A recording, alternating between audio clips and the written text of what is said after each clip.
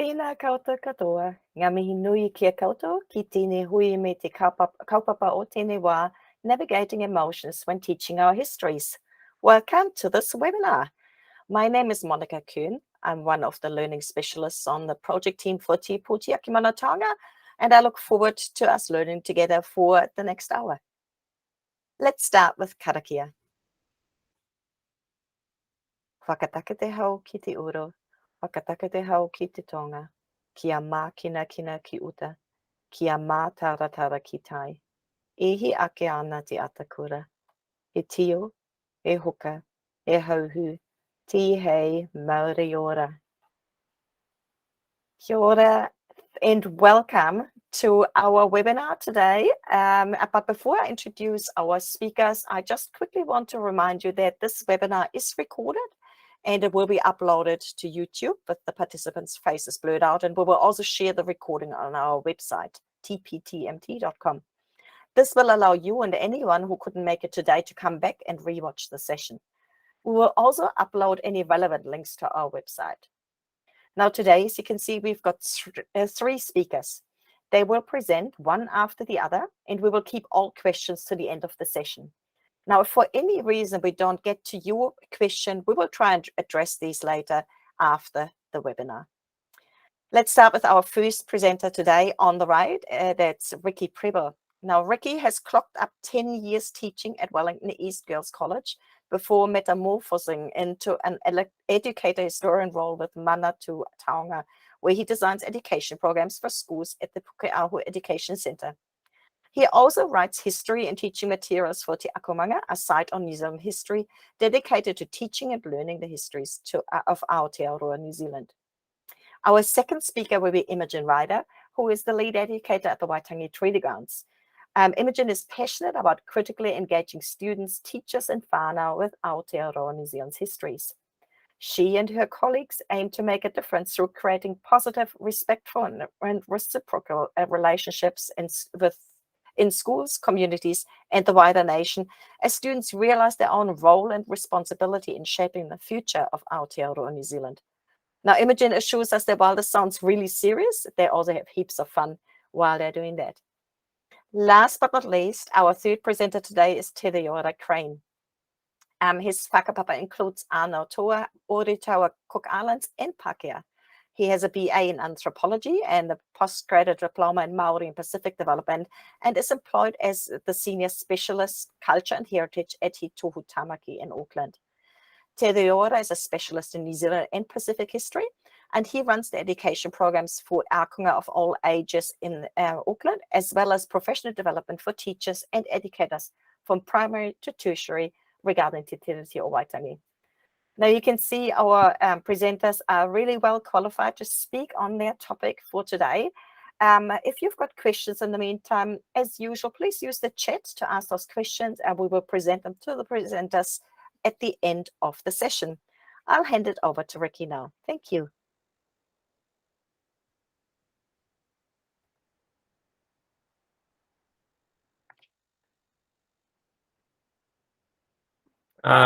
Tēnā koutou katoa, ko te mea tuatai he mihi tēnei ki ngā kaiwhakahei o tēnei whaiwahi, o te tima pū tiaki mana taonga. E ngā manu tāiko, Imogen rau ko Tereora, kia ora kua i tō koha mai, tō whakaro mai. Ki ngā pōako katoa o koutou takiwā, tēnei te mihi ki a koutou. Ko waiau, no koterana i ngarangi tia mana hoki o kutupuna, i te wao mui marara rātau ki ngā hau e whā, e tahi tangata i noho ane i nei motu a tāhua. I tipu aki au i te tauihu o te Waitangi wakatu, e noho ana nai nei, ki te taho o te ao whiro e tere ane ki te moana rau kawa te upoko tika Māui, ke raro i te mana whenua tiatia o Taranaki whānui, kei te mihi. Kia ora everyone, my name's Ricky, and yeah, as Monica said, I work here at the Pukeahu National War Memorial Park, and really privileged to actually have an education space, which is in the old Suzanne Aubert creche. Suzanne there set that up with her posse of Aotearoas, Sisters of Compassion, back in 1914, and it's now been repurposed as a classroom education centre, which is on the edge of Pukeahu Park.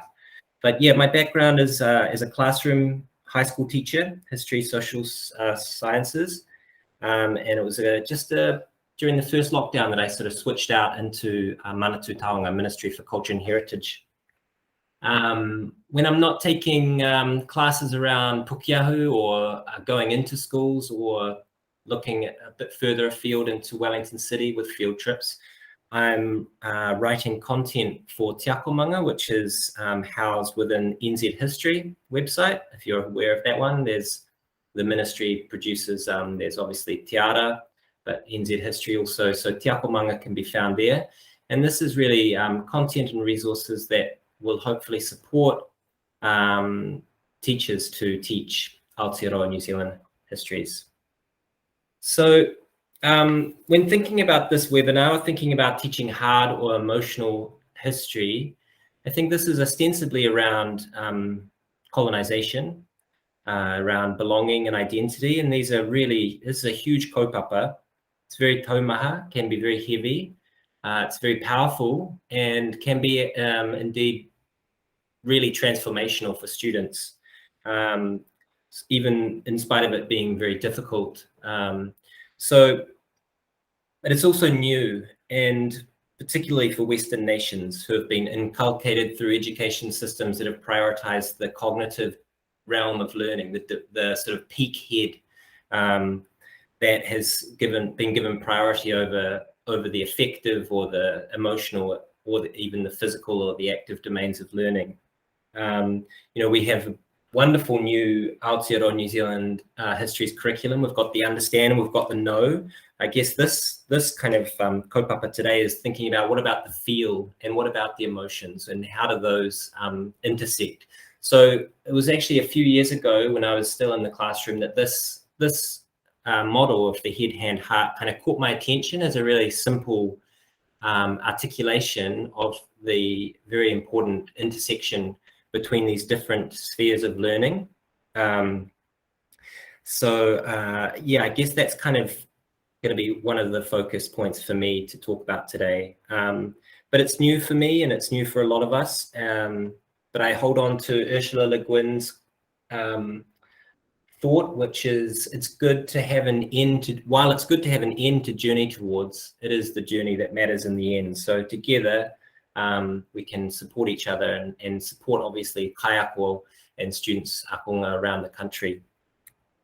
So I think for a starting point, the first and crucial step really is just to introduce emotions into conversations, to have them acknowledged and to acknowledge them both in ourselves as educators, but also in our students that we meet. And this simply begins with the question, how do you feel about it? You know, what you're learning, how is this making you feel? And balancing that with the critical reflection about what students think, and also providing opportunities as much as we can for students to respond so that they feel empowered. What are you going to do about it? So that kind of touches on those three domains there. He kōkunga whare e kitea, he kōkunga ngā kau e kore e kitea. The corners of the house can be seen, not the corners of the heart. And I think this whakatauki reflects the fact that this is very hard. Emotions can be ambiguous, uncertain, and often hidden. And so one of the things that can support this work, I think, alongside an initial acknowledgement and recognition of our emotions and how those influence our thoughts and actions, are tools to support students to both identify the emotions and to develop language and ways in which to communicate about emotions. So I'll touch on some of these rauemi and resources soon. But first, a couple of general points around strategy, rautaki, that I use to help me prepare for groups coming to Pukeahu. And it's sort of taken me a while to kind of get my head around this coming out of the classroom. It's hardly groundbreaking. And I try to, as I'm sure many of you do, make it as bespoke and co-constructed as possible. So, that's all about trying to draw out as much information from a teacher in advance of their arrival. So, and that really centers around kaupapa for me. Like the whakawhanaungatanga is so important to create a space in which these difficult conversations can be had.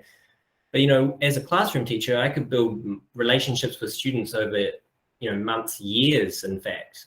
Here, I might have 60 to 120 minutes if I'm lucky. So for me, a lot of that is around the kaupapa. So particularly prior to the visit, with the communication with kaiako, why are you coming? What are you learning about? What will you do afterwards? Where else are you going when you're coming to Pukeahu? And so if I can try to get as much information as possible that will support me to then make connections. And karakia is something that I think is really important. And for me here at Pukeahu, there's a karakia that I like to use around that centers aroha. And that's because if you know Wellington, that on the edge of Pukeahu, you step into te aro. So that concept of aro and focus and the tension of breath is a really good way for me, I find, starting. But authenticity. So if that's not something you feel authentic in doing, then you find your own ways around navigating this. There are whakatauki inscribed in the park itself, and they're really powerful. Whakatauki invite conversation.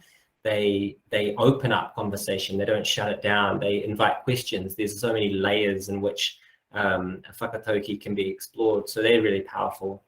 And the power of the question, always talking to the students about that question doesn't need an answer. An answer has to have a question. So in that sense, the question is way more powerful. It can be left to sort of stand on itself, by itself. Multiple perspectives, and for me, illustrating the construction of narratives through highlighting silences, because at the end of the day, any historical narrative is just really a bundle of silences, and it's important to look at where those silences exist, and there are some pretty major ones here at Pukeahu. And then using objects. Now, at Pukeahu, I'm like really lucky because there are so many incredible objects. We have there on the left the Michael Tuffrey's bronze conch shell, Te Reo Hotunui o Te Moana Nui Akiwa. Through to the top right, there is a memorial to men folk from Parihaka who were imprisoned at Pukeahu, and bricks beneath, those prison bricks made by prisoners, some of them from Parihaka as well. Hinerangi stands in the center, and her kaitaka is full of stories. And so there are so many, the actual War Memorial Park is one emotional aspect of Pukeahu, but there are many other layers. The tassels on her kaitaka talk of the mamai and pain of loss. Above her is the Tātara Moa, the bush lawyer, which is actually the name given for Te Aotearoas' first hikinga to Whanganui-a-Tara, because of the difficulties, and it's really prickly and spiky, and it's painful. It's you can just explore those ideas of leaving one's home in search of a new home. And of course, with the influenza pandemic memorial there, which is pretty topical, obviously, right now, but it's a good one for highlighting silences. There's nothing there about New Zealand's responsibility in letting the Talune dock in Apia and the spread of sickness in Samoa that resulted in roughly 22% of that population actually dying. So that's silent. So just going quickly, because I know that the main meal is with Imogen and Tereora. So whakatauki, here are some resources. This one I came across from Waikato University. It's a beautiful taonga, and it's a booklet that you can print out. Kind of amazing, really. So that's something that I would recommend if you're interested in this kaupapa. Something that I've been working on with Te Akomanga, which I mentioned earlier. For a long time, people were sort of told, and students were learned not to feel how they felt. And I think we're coming to a place now where hopefully there's a better understanding of the importance of emotional literacy. So this wheel of emotions can support students to give voice to their emotions, in the present, but also when students are analysing the perspectives of people from the past. You know, for a long time I would teach about perspectives. It was really, what's someone saying? What are they thinking?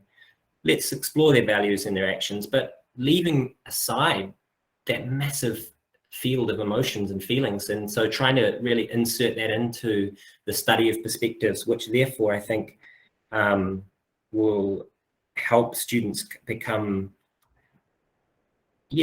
have better interpretations about the past. So coming to the hand, the importance of the do, which, you know, to me, the do part of the new histories curriculum is really the most important. It's that critical thinking. It's going beyond just whatever context and whatever history war, that can be generated by any curriculum. What about this context? What about that context? But actually, what are the dispositions and the thinking and the feeling that we're wanting to promote, and the active sphere. So having the space for students to respond to what they learn, to what they're thinking, and to what they're feeling. So this taxonomy is actually based off something that's more complex, and you can see the reference to it below, deep green resistance. But it's a really, I find, really useful way of giving students a language around actions, and also showing that there are a range of ways of responding to certain issues in terms of how they may be feeling or thinking. So obviously it begins with the omission, removing oneself from a situation, or commission, putting oneself into something. And at Pukeahu, not surprisingly, actions that we tend to get into around education and awareness, and that involves some form of art as well. So at Pukeahu, right next to Michael Tuffrey's shell, it's a really beautiful metaphor of using chalk, which is made up of shells, and allowing students a way to kind of have their thoughts and feelings inscribed into the park. So this, you can see here, these students, not long after the invasion of Ukraine, that was kind of pretty topical. And then for me, taonga pūoro is a huge part of my life. And so sound, working with pūoro. So if you've been to Wellington and Pukeahu, especially on a northerly, you'll know that tawhiri mātia is a common force. And so the porotiti evokes his reo.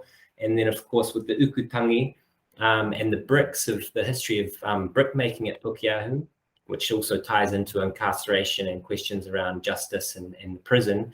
But Hine Ahuone and her voice is expressed through the ukutangi flute there. So just ways in which students can, I guess have a sense of responding to their thoughts and their feelings. And to finish, as we're all in this journey together, just some questions that I'm interested in hearing from you all, if there's time. Strategies and techniques you use when teaching emotional histories, objects that you find are really useful to tell stories with, and then opportunities for students to express themselves. So kia ora, everyone, and I'm going to stop sharing and pass over to Imogen. Kia ora, Ricky.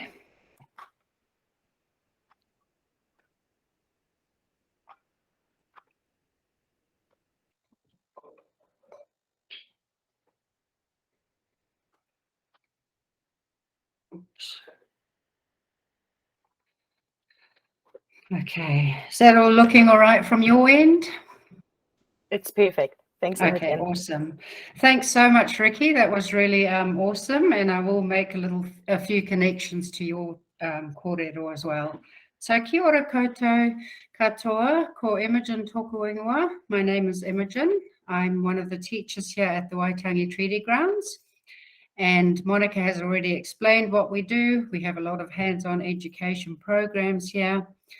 And just thinking about a lot of the history we want to critically engage students with, of course, a lot of that, especially here at Waitangi, is going to be very sensitive. It's just the nature of the place.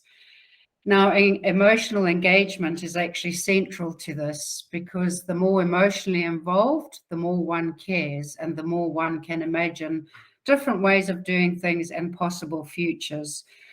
Just as Ricky mentioned, Western culture has a big emphasis on that cognitive understanding. So as educators, we actually need to try and draw out those real emotional responses to really critically engage students with our history. So emotion is what makes teaching and learning our sensitive histories transformational rather than simply transactional. This is very much what we aim for at Waitangi. We don't want groups to just leave with facts and figures, etc., but to really feel something of the people and events of our history.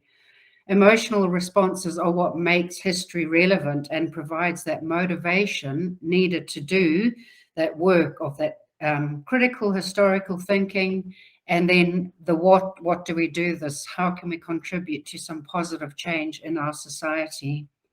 So I really like that quote on the screen, which is talking about learn, know, and feel the history of the places we call home.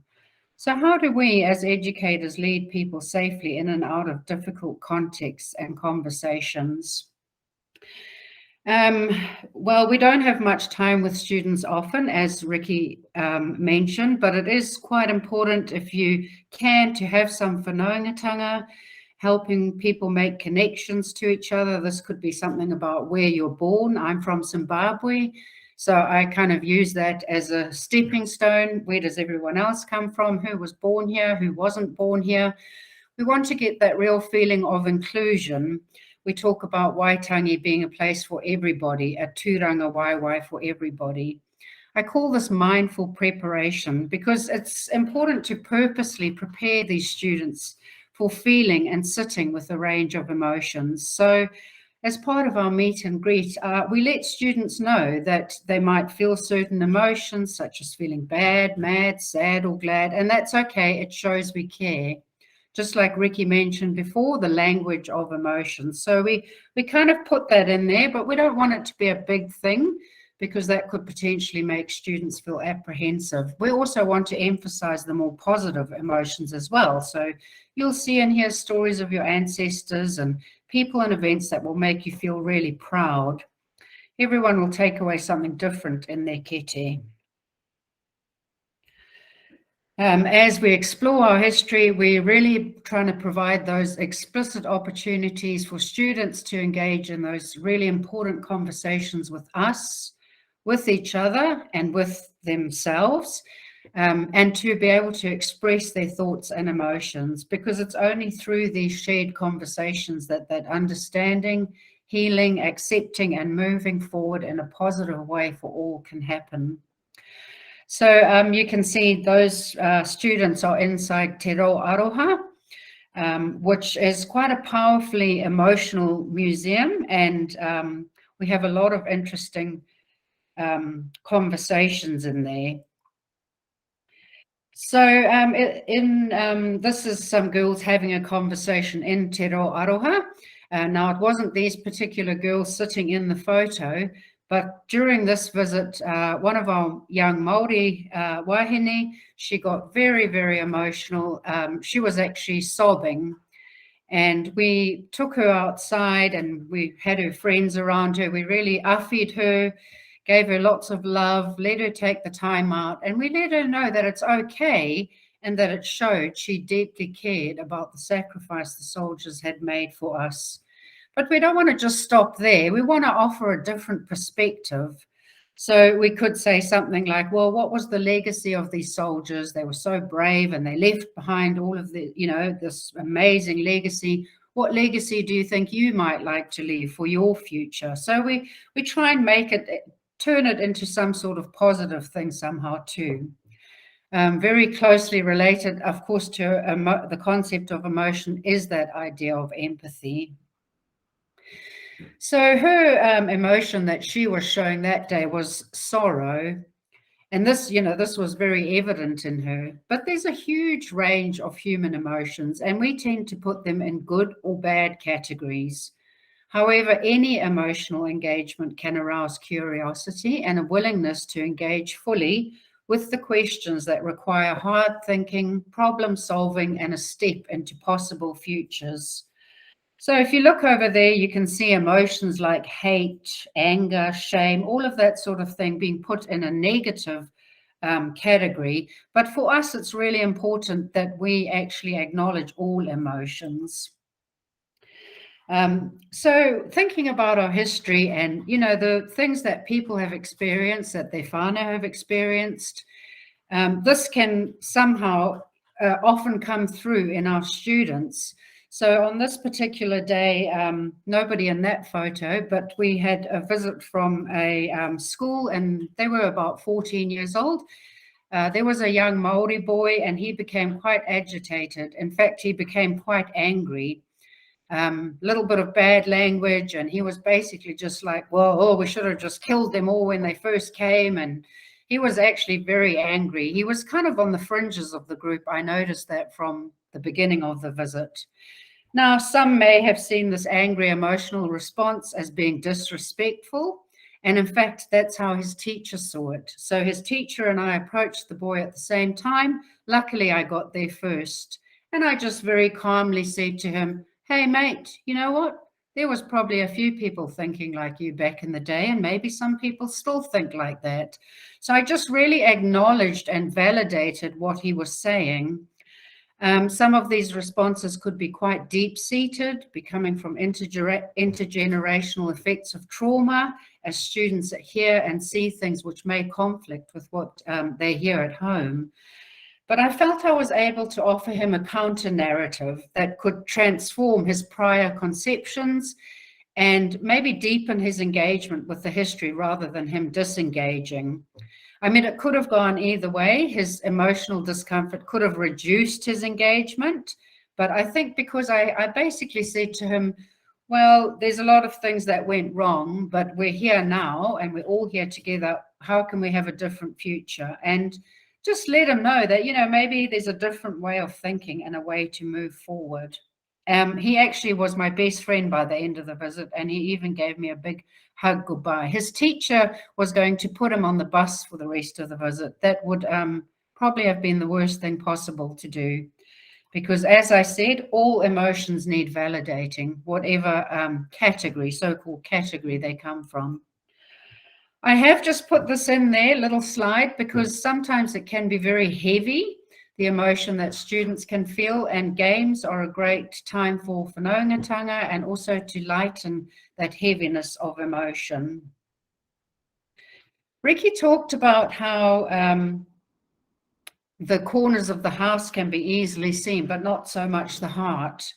So the two examples of emotions I just gave, one being sorrow and one anger. What about people who don't show their emotions? We need to make sure that we're allowing all students to have their voice and feelings heard. So we use things like in this photo here, those phones that you see are actually a goose chase app, which allows for explicit expressions of emotions. We can set missions for the museum. They can be very open-ended questions and really allow students to express emotions and opinions. It can be anonymous. So we could just approach a student individually and very quietly if we felt they needed a bit of support.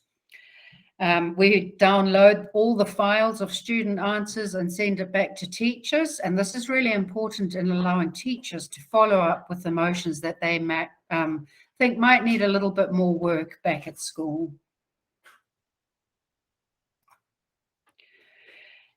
At the end of a visit, we like to ask, how did your visit to Waitangi make you feel? So rather than just what did you learn, we want to know the personal impact on these students of visiting Waitangi. There's no right or wrong answers, and we always make sure that we tell them that. We get a range of answers. People will say they felt really proud, amazed, confused, curious. We can also gather this on Goose Chase if we wanted, for those who might be too shy to contribute in a group. We want to break down those categories of us and them.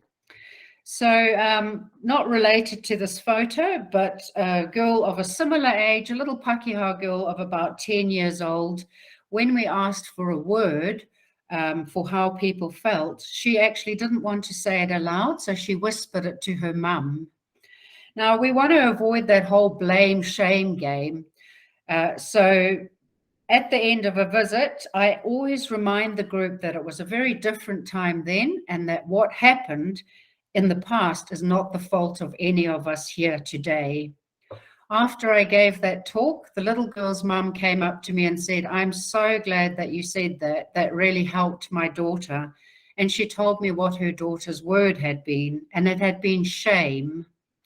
Now that made me feel, a lot of aroha for this little girl having this, but we don't want people to leave feeling burdened like that. So it is important to remind students that it's not our fault, we weren't there, but how talking about it and knowing about it, we can choose to do things differently.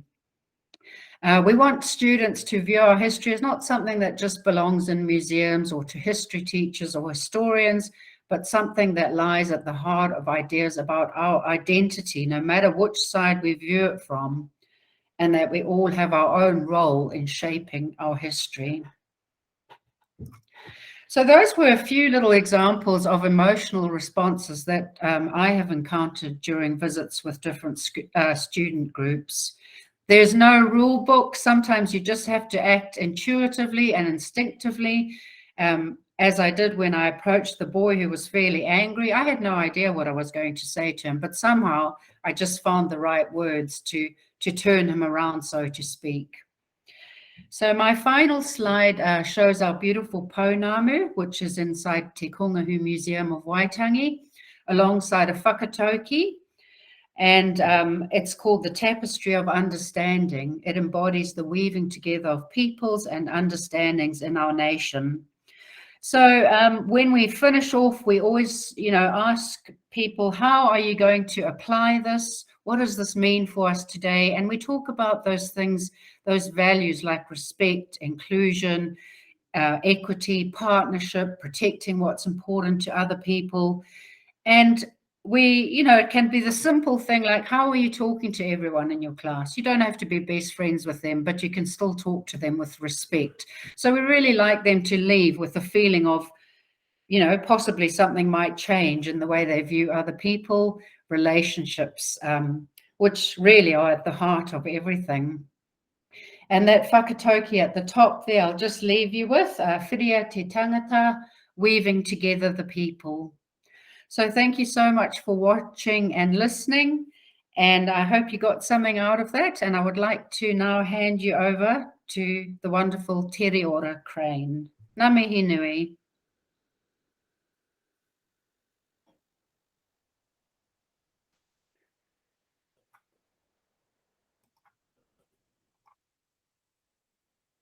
Kia ora tātou. Can everyone hear me?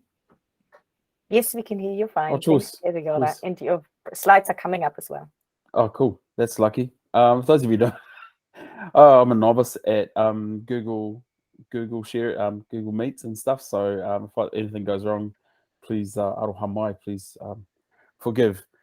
I just want to start off by saying how much those of you who are out there, who are participants, just want to mihi to you first. And I know I can see a few people that I know, some of my He Tohu colleagues, Samuel Bayer from the National Library, people from Waitangi, Ricky, and wherever you are down the country, people in the South Island, Te Waipounamu, kia ora to you. Is anyone else sitting here thinking we should do a crowdfund page to send Imogen to the Ukraine? Can you imagine if we could do that? Just like, can you imagine her? Now listen here, Vladimir. I know you're upset, but I really enjoyed listening to your stories, Imogen, and it kind of leads me into what I wanted to say at the start of my presentation. But I think I should I'll just introduce myself first, if that's okay. I'm just going to start. I've actually got a timer, which is the first time in my entire history. Yeah, so kia ora tātou, ko Tereora ahau, he uri Ngāti Uritaua me ānau toa ki Rarotonga. That's the island that you can see there. Some of you may have been married there if you're from New Zealand. That's one of our favourite holiday destination for Kiwis. But I was born there. But at an early age, I came to New Zealand, and I grew up in Taranaki. And that's the picture on the right.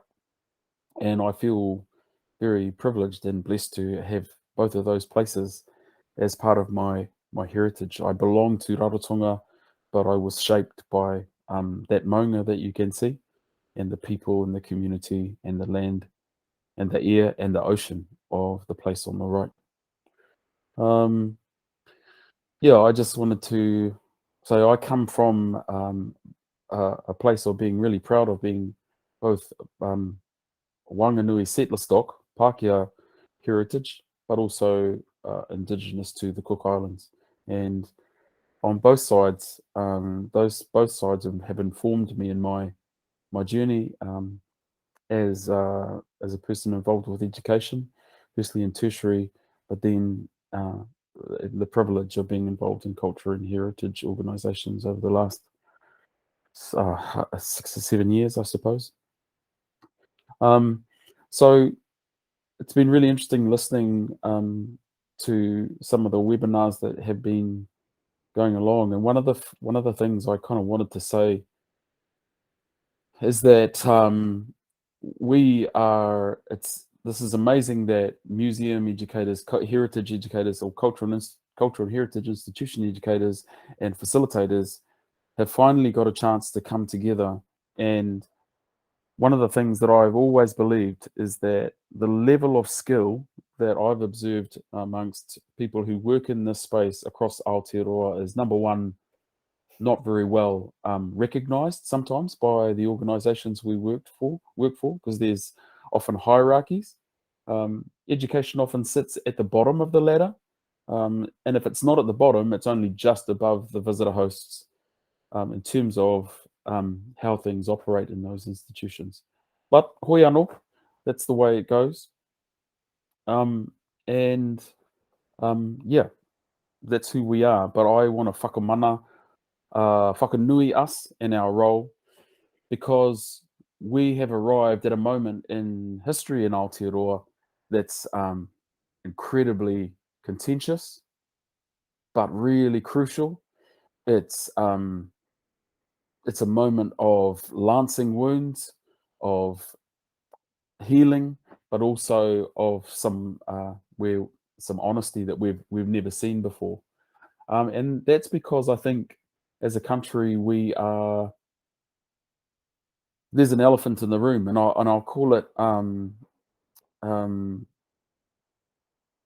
Pākehā consciousness or non-Māori consciousness, and maybe some Māori consciousness, I don't know. But there is an awakening consciousness to the need for a reframing of our identity as privileged citizens of this place that we call home, because the way we've framed ourselves in identity and history is no longer appropriate as we've begun to tell ourselves our stories and have discovered things that actually, whoa, how we view ourselves maybe isn't grounded in some facts, and maybe they're from one set of stories as opposed to hearing from everyone, especially the treaty partner. So I work for He Tohu. I'm privileged to be... Excuse me, Tereora. Sorry. Do you quickly want to click on slideshow up the top so we can see the big image of your... I told you I was an amateur. No, that's all good. Thank you so much. Hilarious. I did that whole thing without even knowing. I work for He Tohu, and especially the Auckland office called He Tohu Tāmaki, which is He Tohu space directly related to the exhibition in Wellington, that holds the Declaration of Independence, 1835, the 1840 Treaty of Waitangi, and the 9 sheets, and also the women's suffrage petition. I'm privileged to work in that space. Sometimes I pinch myself, and then sometimes I kind of throw my hands up in the air because it's such a challenging job at times, challenging role, but it's always a privileged one to be able to talk on behalf of those stories or present perspectives, and invite other people to share their perspectives as well in that space. Yeah. As I said before, I think this is a really interesting moment. So much has happened in the last 5 years in Aotearoa that I think you could be, unless you've been asleep, the amount of change, the amount of stuff that's impacted our society is way beyond what happened before 2016 in some ways. We had big events that happened before 2016, but if you think about things like earthquakes, more than one or two, the disruption and the damage and the people that lost their lives, big changes in politics, movements, Christchurch 2019, and of course, not long after that, the pandemic, and we are still writing the script for ourselves, trying to get out the other side of that. So, we are in a moment of time, and our roles, I think, are really, really important to help guide young and sometimes not so young New Zealanders through these stories in a way that we're not telling them how to think or what to think, but to say, hey, it's time for us to come together and kōrero about our past and see if there's stuff there that will help us reinterpret our future. Man, I Zooms are really hard. I don't even know if you're even there. You could, and that's okay. So our roles find us navigating our way as professionals, as guides, storytellers, as kaitiaki, but at the same time as members of our communities. We're not just specialists in a topic area and then giving it to people. We are journeying this question of our identity, our relationship with tangata whenua, and relationship with each other as our society is in this real state of change. And somehow we're supposed to be experts in the middle of that. We are to a degree, but we also have to remember that we have never been, especially when it comes to our treaty relationship between Māori and everyone else, we have never been at the place that we are now. This is all new. And we haven't got time to really talk too much about that. But we all do the best that we can, but we are doing a great job, I believe. I just thought I'd put this word up because while I want to whakamana us and whakanui what we do and for us to feel good about what we do, I also want us to reflect on this word, privilege. I can't get past this word privilege in my mahi. I think about all the people that have worked hard to bring us to this point, who many aren't here now, who aren't seeing this day, this time where so much is changing.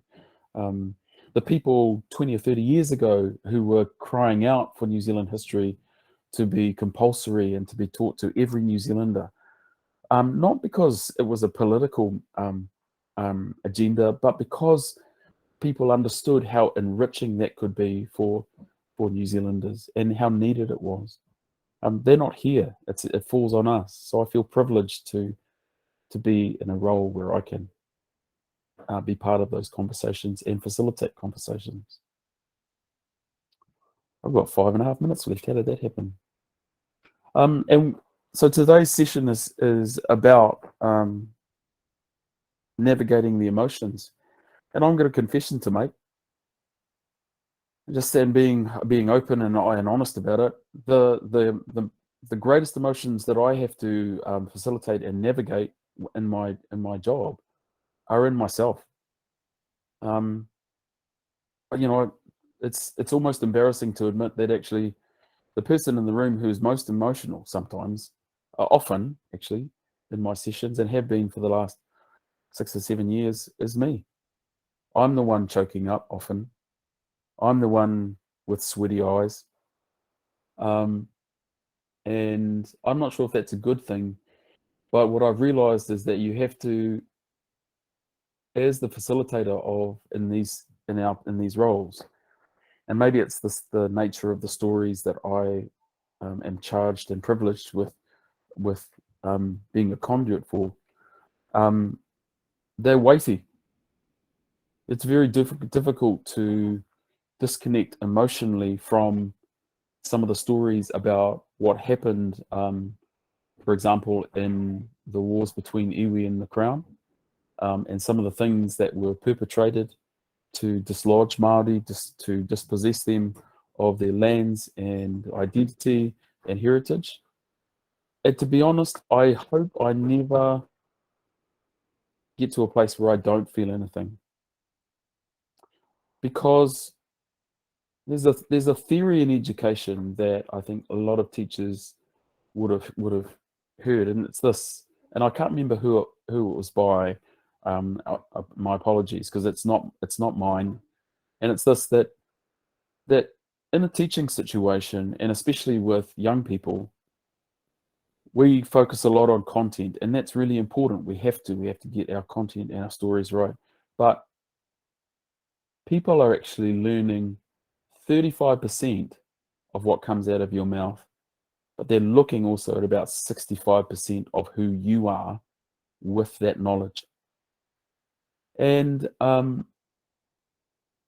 so when it comes to the emotional, navigating the difficult stories and the emotion with young people, sometimes they're looking at me looking for a lead emotionally, and sometimes that emotion comes out. It's difficult when you've sat at the feet of Māngai iwi, people who are spokespeople and kaumātua on behalf of the iwi and hapu, and have shared with you the most intimate stories and personal stories, and then said, boy, we trust you to share our stories. That weight, if it doesn't affect you somehow and doesn't bring those emotions up in you, I wonder whether you should be doing the role. But we all do it differently, and that's one of the things that I wanted to say today too. Is you don't have to be like anyone else. You don't have to be like you just be yourself and be authentic, and I think that's what counts. So I prepare myself, and sometimes I wonder if 80% of preparing myself is relationships. Every year, at the start of every year, I go back to people who have mentored me and brought me to this place, shared knowledge with me, admonished me, and I ask them, and they are all Māori, because I share mostly Māori stories or Māori history or experiences. Do you still want me to do this? I actually have that conversation, because I know in what I'm going to face in that year, I need to know that they have my back, because when I'm presenting, their faces are in my head. So I prepare myself, and I'll often sit in the space before a school arrives, and I will dwell and reflect upon that moment, because it's a sacred moment that you have, to be able to have time with young New Zealanders and share with them. That's a sacred moment. We didn't get that. Some of us, our generation, we didn't get it. It's part of the privilege. I research, I know my stuff, but part of what I do is also letting go of the outcome. You do your best, but you're not in control of everyone else, but we try and set a tone. I spend time trying to prepare the space to make sure it's welcoming. And I'm lucky and many of you will be lucky as well, that you are in a space that has been thought about, curated by some very amazing people, in terms of visually and how things are presented. These are some of the values that I centralize in myself and in my work that I express in what I do, and they keep me safe. And if they keep me safe, I trust that actually expressing those and practicing those helps keep others safe. I lean on into the mātauranga, to the knowledge. I lean into tirititanga, which is not just knowing about the treaty, but practicing the relationship. I express kaitiakitanga and care and aroha. And when I deliver these, the mana of these amazing people who have contributed to my life have spoken words of encouragement and empowerment over me are essential, and I carry them with me everywhere I go, and in the mahi. And there's one thing that I would like to just offer as I finish. I know I've gone over time, and it's this. Sometimes we can be too focused on looking after the emotions of young people that we can miss that part of our role is to remind young New Zealanders that they have a role, that they have a job to do. I frankly admit to you in front of young people, my generation has done its best, but we are going to hand a New Zealand over to them that is far from perfect. And some of these big issues and questions need other young New Zealanders to step up, take hold of the steering wheel in a knowledgeable way and pursue knowledge and solutions and healing in our country. And I'll tell you what, you should see their faces. They come alight because we should be giving them a clarion call. And that's what the curriculum actually asks to do as well. What will they do? So I'm going to stop there because I'm way over time and I apologize. But I want to thank you for suffering my shortcomings. So kia ora, I'm going to stop sharing if I can remember how. Yeah. Kia ora, Tereora. E ngā mihi nui kia koutou, Ricky, rawa ko Imogen, rawa ko Tereora. That has been a whirlwind of so many important bits and pieces. I mean, I've worked in this field for 5 years and I have lots of things to look up just from the information you three have shared, and I can nod to lots of things, and I can feel, you know, the emotion as you're sharing, as you're talking about these experiences, and it's really powerful. So thank you so much. I'm just wondering if anybody of our audience, we're fairly small today, so lots of people will watch the recording. Is there anybody who would like to ask a question? You can just click on the raise your hand button. That's that hand at the bottom of your screen. And then we can hand the mic to you, or you can go and ask a question in the chat if you like. Now, this is not our only webinar on histories. This is the second in currently a series of 4. But we can see that the topic Aotearoa New Zealand's histories is coming through really strongly in the survey as well. So watch this space. We're definitely going to do some more.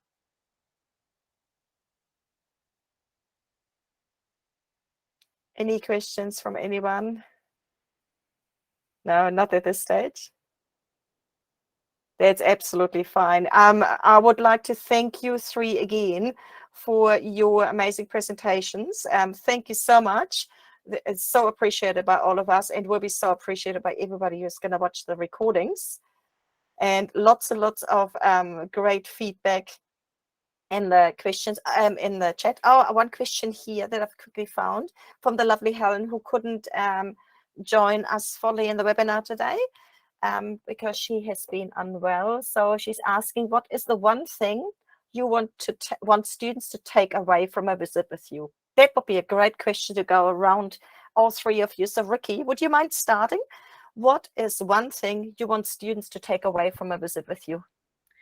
Kia ora, Helen. That's a very good question. Well, I guess it really depends on the kaupapa. So I obviously work at Pukeahu, but I also run trips looking at hidden streams in Wellington and colonial markers through the city and artwork. So I guess the big buzz for me would be really more that students, whatever it is, that they then share it on. So that idea of koha, that if something gravitates or connects with them, that then they're able to pass it to their whānau or their friends. So that way that these stories and I guess histories can grow. I don't know if that's okay. I think that's a great takeaway, the idea of, passing on their understanding and history. Thank you, Ricky. That's really great. Imogen, what do you want students to take away from their visit with you? I think it boils down to what I said in my presentation, that I want students to realize that they are history. They're making history every day. History is not something in old dusty books or museums. That they, we talk about the future of Aotearoa.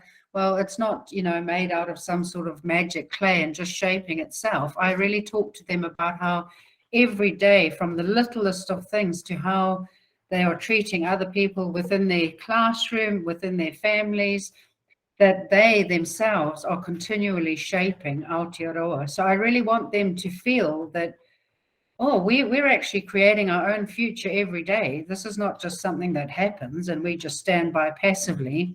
So just for them to realize their own role and their own responsibility as well in creating a really positive future for everybody in Aotearoa. Thank you, Imogen. That sounds really powerful. Tereora, you have shared so many great ideas in your presentation. Anything you want to add to it to explain what you want students to take away from a visit to you or a session with you? Yeah, I just want to echo what Ricky and Imogen said. Those things are exactly everything that we want our young people to take away. But the only thing that I would add is and words that echo to me from one of my knowledgeable friends when someone asked him, "What do we do about this?" And he said to the participants, "Be a better ancestor. You are someone's ancestor now." And that's what I want young New Zealanders to take about when you learn about this history. And actually, when I say that, all the parents and teachers in the room, you see they puff their chests out. They're like, okay, we can do this. Because we might not be responsible for what happened in the past, but we're responsible for the answer. And if we can take that privilege that we have with young people and go, "Oh, you're it, mate. No one else is going to put it right. So be a better ancestor." And when I say that to kids, they just go, "You watch me."